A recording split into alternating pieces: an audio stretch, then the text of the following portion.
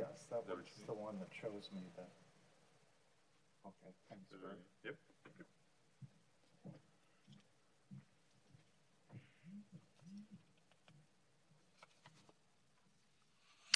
Okay, hello everyone. I call people together for the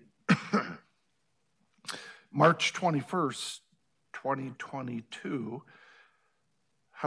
Davenport Housing Commission. Do roll call. Joyce? Here. Gary? Here. Leslie? Here. And Matt, I'm here. So we have a quorum. So we'll start with the minutes from the February meeting.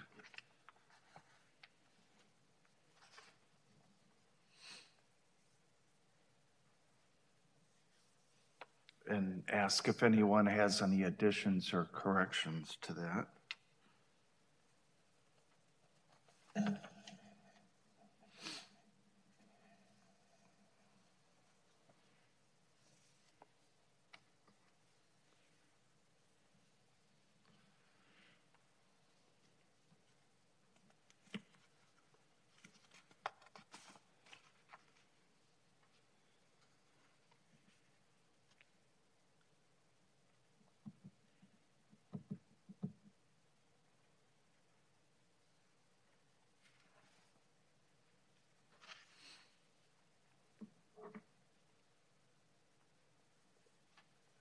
If no one has any additions or corrections, I'll ask for a motion to approve those.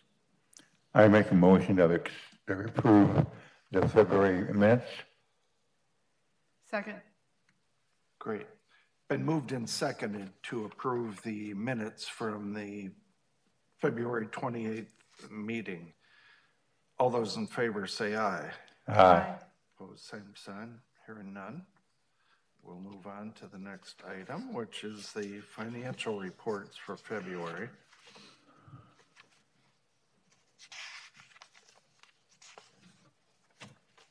Oh. Sorry, I'm late. And add Yolanda on our list.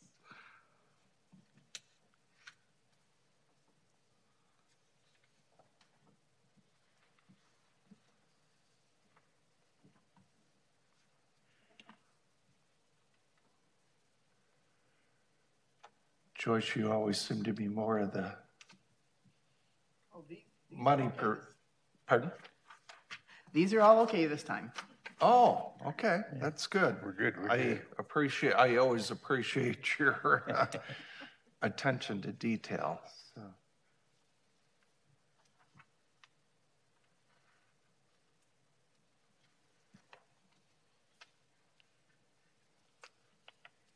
If no one has any questions then, our agenda has become skinnier every month, so. I'll ask for a motion to approve those. Make a motion to approve the February financial reports. Second. Great. Been moved and seconded to approve the financial reports for the month of February. All in favor say aye. Aye. Opposed, same sign. Those pass. So under the occupancy, which looked to be the same as last month and the last several months. If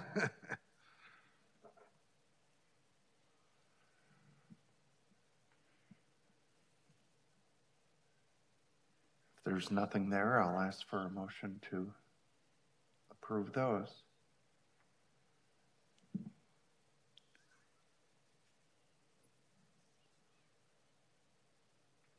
Make a motion to approve the occupancy reports. Second. Great. Been moved and seconded to approve the occupancy report for February. All those in favor say aye. Aye. Opposed, same sign. Anything under our discussion part of the meeting? Otherwise, this may be a record. This is where I come in. Okay. That's fine. Don't look at the record. We always I talked- appreciate your thoughts. I talked to Bruce the other night in regards to the amounts that the three different nonprofits are giving for the properties that they want to purchase. If Bruce, you want to explain a little bit more of that for us? I'm Bruce Berger, Community and Economic Development.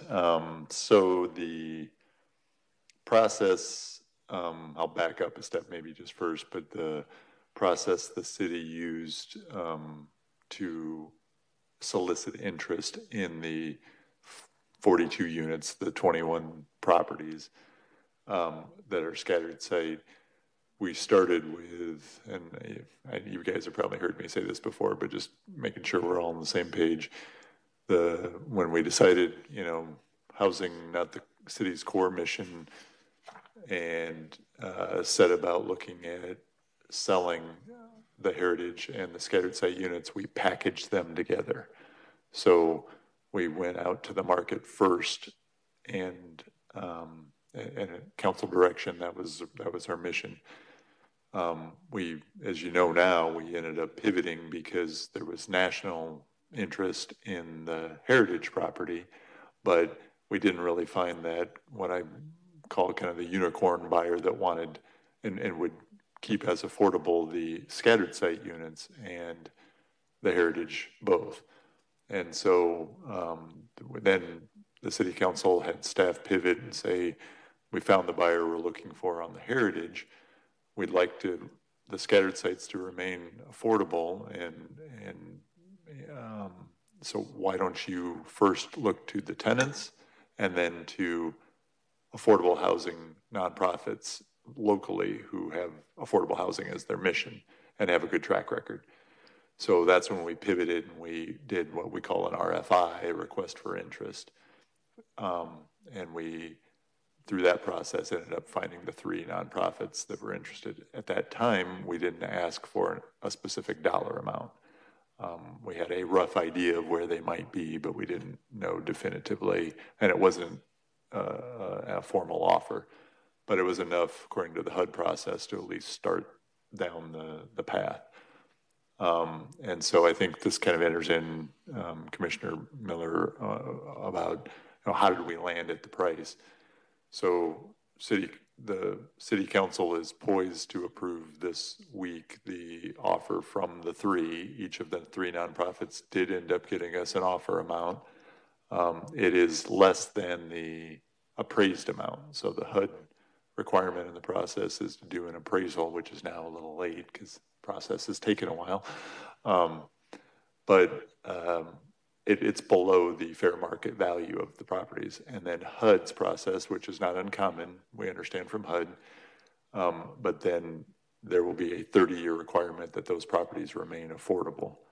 And that will be by a deed restriction, by a land use covenant. There are different ways that you can do that. So Commissioner Miller had asked, what was the process on which we landed that? And I can walk you through, they submitted offers. We then have to publish a notice in the Quad City Times and hold a public hearing on it. And so we've now done all of those things. So that's the process, but there really wasn't an asking price that the council was looking for, if that's what you're going to, did the city council say to staff, we're only going to sell if we get, this amount or this amount. We didn't, that wasn't the intent for city council. Their intent was for the properties to remain affordable and maintained by a group or groups that had a track record. So I don't know, that's probably more than what you wanted, but that's, and still didn't answer your question directly, I know, but that's kind of the story of how we got to where we are. Were they offered to the tenants? Oh, I'm sorry. Yeah, they were, yeah. And we had, so I left that part of the story out. We had one tenant who followed through with an RFI, was interested, went through like a pre-qualification process with her lender. And I think there was a family member that was participating in that too.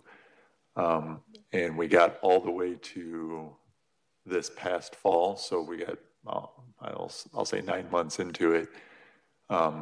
And HUD, upon review of one of the HUD reviewers at headquarters, saw it and said that you can't have a tenant buy a rental property according to public housing regulatory statute, blah, blah, blah, blah, blah. So if it was a single family property that she was looking to buy, then we could have done that. But their regs, I guess, I'm the only advice she could give is that the regulation was there to avoid a tenant become home buyer stepping into a landlord role, I guess, right out of the gate. She didn't really have a rationale as to why that regulation was there otherwise. So we did go, this is probably, again, more info than you want, so stop me if this is too much, but we then went through a process with the EHDG, one of the three buyers, who had said that if Why don't you explain that acronym for those? Ecumenical Housing Development Group, and it's a group of folks that from different like lenders and so yeah, they've some different walks of life, and then they usually hire out the staffing for that, or hire out the property management, because they really don't have a director like, say, Vera French, has Stacy as their director and other staff. At any rate, I digress. EHDG then wanted to buy the property and that duplex, and so I explained this to them. They were there from the beginning, interested in buying it if no tenants wanted it, and so I explained the situation to them this fall, and they did consider and talk. The three of us all kind of talked a little bit about whether they could acquire it from the city and then turn around and sell it to that tenant who wanted to be the buyer.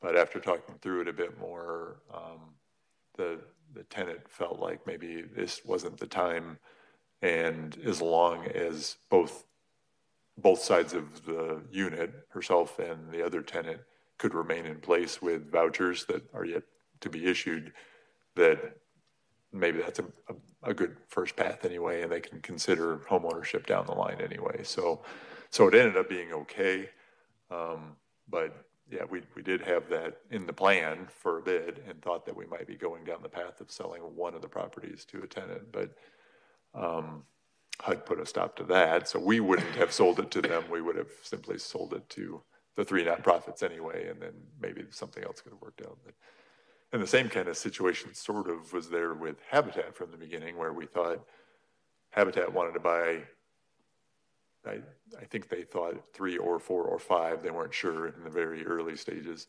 ends up being 4 single-family houses, and in theory, any one of the tenants in the program could decide that they would like to become a homeowner, and if they would make it through the Habitat program, and I'll be honest with you, I don't know exactly how the queue works, but in theory, one of our tenants, current public housing tenants, could end up buying a house through Habitat, one of the 4 houses that they're buying. I don't know if that's happened yet, and they don't need to share that with us, but I mean, in theory, that's another opportunity for tenants to become homeowners too. So anyway, that's a very, very long answer to what started, I think, maybe with Commissioner Joyce, your question, or Commissioner Miller, your questions. Well, one thing I was asking Bruce about, according to all the figures I had, is that Vera French and EHDG were, I think you said it's below market value, but they were offering money for this. But Habitat for Humanity, for their 4 single-family homes, they were offering us $1. And I want to know why the big difference. So the rationale that I think I understand from their standpoint, but I'm just going to pass along what it is that I believe I know, is that Habitat typically doesn't pay much for properties. So I think it's in their business model to donate, if at all, and whenever and wherever possible. And now, admittedly, their normal model is a new construction. And so, and I don't know if any of you have been on or worked with any Habitat or been involved in any of their projects. My knowledge of their process is that they will typically, even with donated labor, with some donated materials, they will spend more than the property appraises for, and then they will often sell it for a price that is affordable. I'm not exactly sure if they sell it for appraised value or not, but I know, like us, we do the thing we do that's somewhat similar is urban homestead, where we acquire an abandoned house, we fix it up, and I can tell you, we always put more into it than we're able to sell it for. That's just the nature of central city revitalization, typically, whether it's new construction or rehab. So that, I think, is their rationale. I will be honest, this is what Commissioner Miller, I'm so sorry. So he's just calling you by first name. What Commissioner Miller and I chatted about last week was that there, and further part complexities of the story, public housing has a lot of regulatory limits on how you can use the net proceeds from a sale. And so I think from the early stages of our discussion, that's another reason for the splitting of the properties. When we started talking about the heritage is under Section 8, project-based Section 8, I think that's what it's called, right? Different housing program. Public housing, it differs from that, and one difference, for example, is that with project-based Section 8, there are no limits on any proceeds. So you are sort of encouraged to get fair market value because there are no strings attached to it in the end, and that just is the rules of the game, if you will. With public housing, there are lots of strings, and mostly those funds, if you gain anything, are structured to go back to reinvestment in public housing. In our case, since we are getting out of the owning and managing housing business, that is not an option for the city. And so we can spend the money on relocating tenants, which we intend to do, and we don't know exactly what that dollar amount will be, but there will be enough funding to be able to assist with that. If there are any proceeds left over, the main thing that we have to be able to spend it on is for staffing of Section 8 or Housing Choice Voucher staff. So, which is still a purpose, and I talked about this with Commissioner Miller. It's not that we, wanted to just donate all these properties and walk away. I mean, the money that we are making from it will be useful to help tenants out, to help our staff costs out, because a lot of times there isn't enough admin money to cover our administrative costs year to year.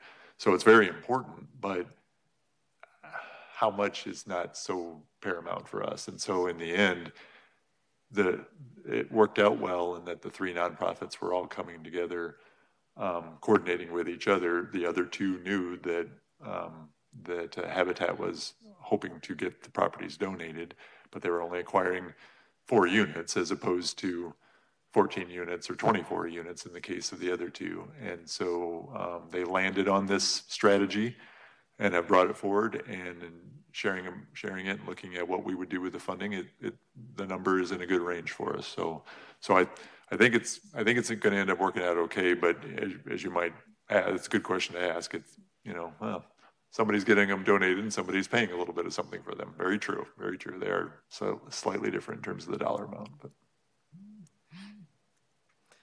So Habitat for Humanity then, the city is requesting that these 4 units would cease to be public housing. So it's all theirs then. The other 2, you said something about 30 years they have to stay affordable housing then?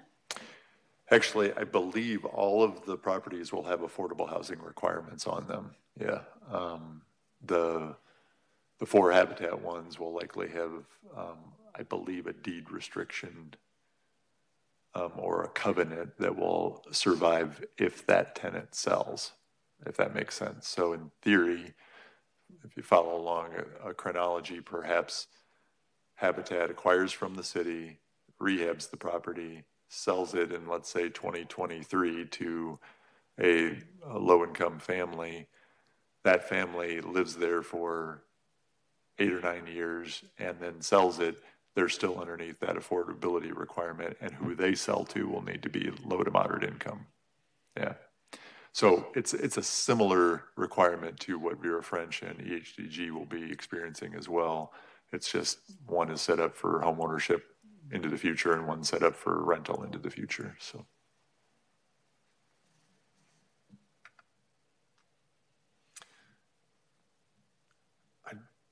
I'm going to repeat something I said at a city council meeting a couple of years ago. And this is just me as a person, Matt the citizen. I don't like the idea of the city not being in affordable housing.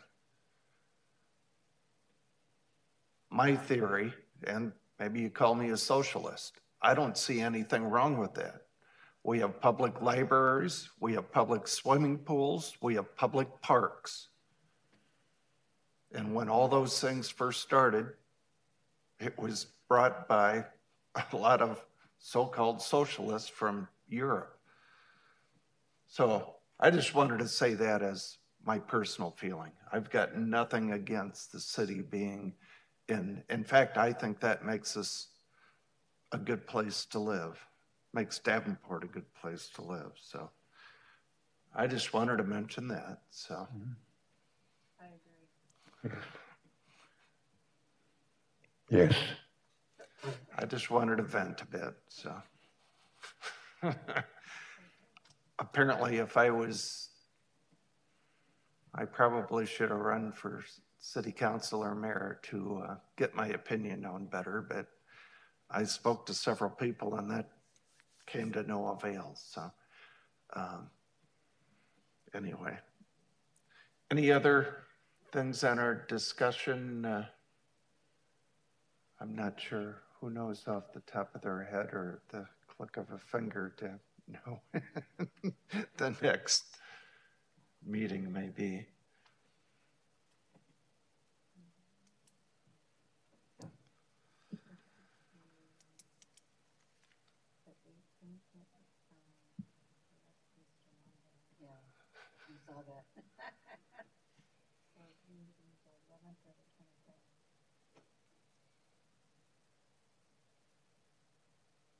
Falls on Easter next time.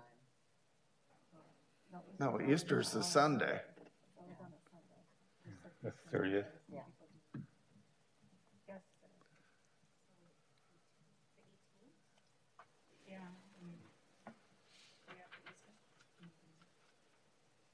You had something else, Bruce? I have something else when it's appropriate on your agenda. No, it's fine. I saw you raise your hand. The principal usually just butts in and asks for permission. You're the principal. So did we decide then on April 18th then? April 18th.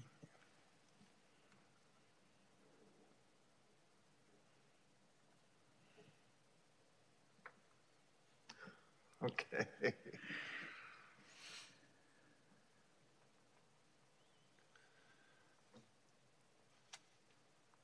Yes, what was it you wanted to add first? Oh, thank you. Well, two things, I think.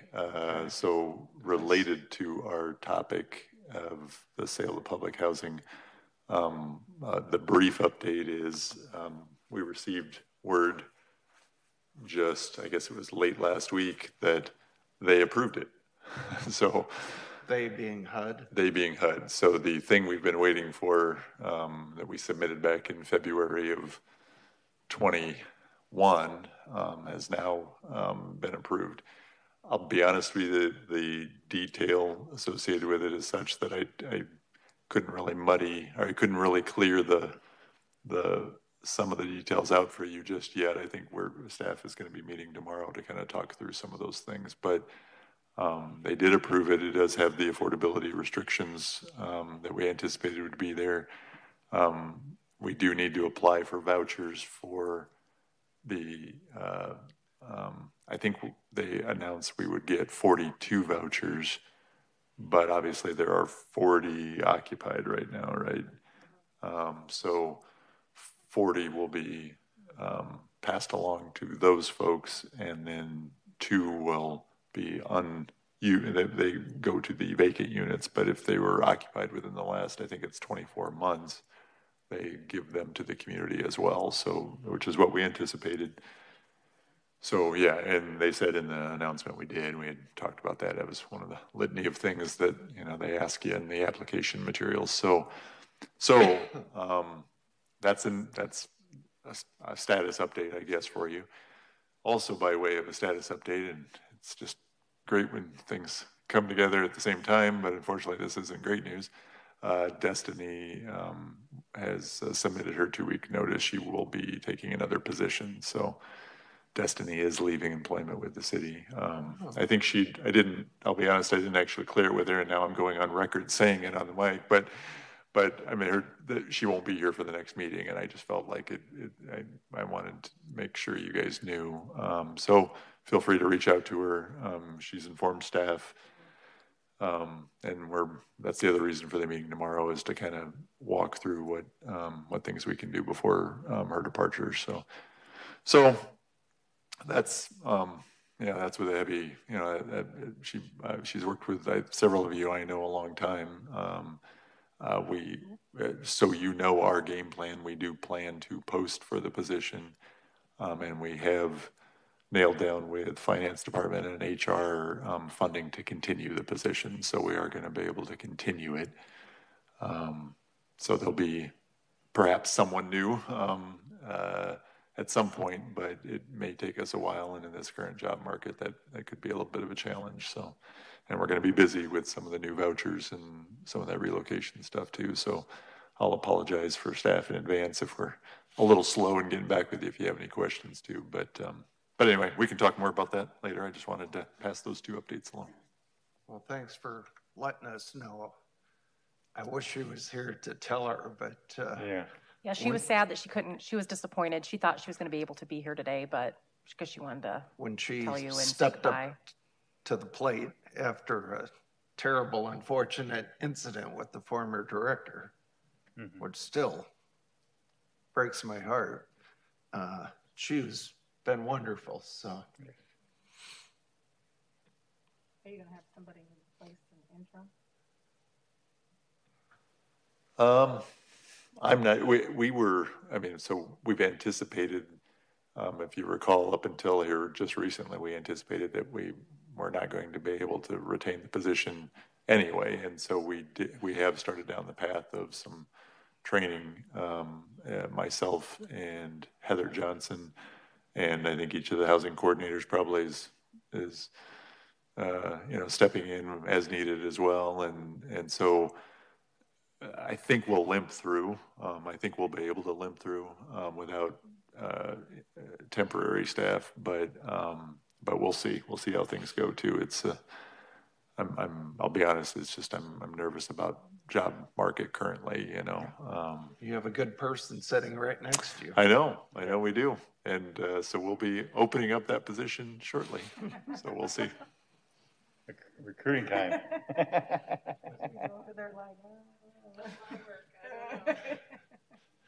So Destiny will no longer be with the city? Correct. I don't know if she wants me to disclose who we're. Yeah, I mean. Yeah. I'm sure she would love to hear from you guys if you want to drop her an email. Yeah. Because she did want to be here today. She just couldn't make it. And we might have a potluck or something next week for her. I mean, it's kind of a we just found out Friday. Oh, wow. And her last day, and then she's got a couple days of vacation towards her last day that she already had planned. So would you guys like to be apprised when Sure. that will be? Yeah. Okay. Yeah.